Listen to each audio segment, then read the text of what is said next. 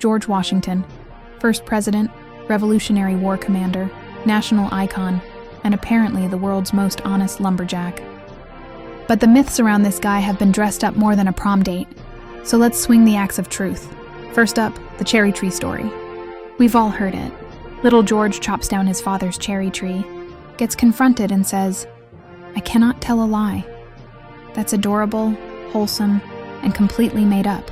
Seriously, a preacher named Mason Locke Weems invented it after Washington died because he wanted to sell books and moral lessons. Turns out mythology moves paper. Next myth, wooden teeth. If that were true, Washington would have sounded like a campfire. In reality, his dentures were made from a horrifying cocktail of human teeth, cow teeth, lead, brass, and ivory. Basically a colonial hardware store in his mouth. And yes, they were painful. It's part of why he rarely smiled. Not because he was stoic, because his mouth was a torture chamber. Speaking of appearances, painters of the time loved to make Washington look calm and majestic.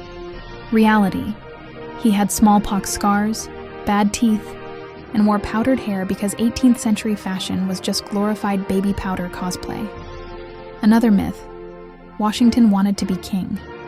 Absolutely not. After the Revolution, some officers floated the idea, and he shut it down faster than a parent hearing glass shatter in another room.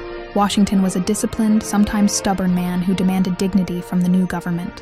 He understood every decision he made would set a precedent. The guy practically invented the job no one knew how to do. And the cherry on top, he never threw silver dollars across the Potomac. First, he wasn't training for the NFL Combine. Second, the river's a mile wide in D.C.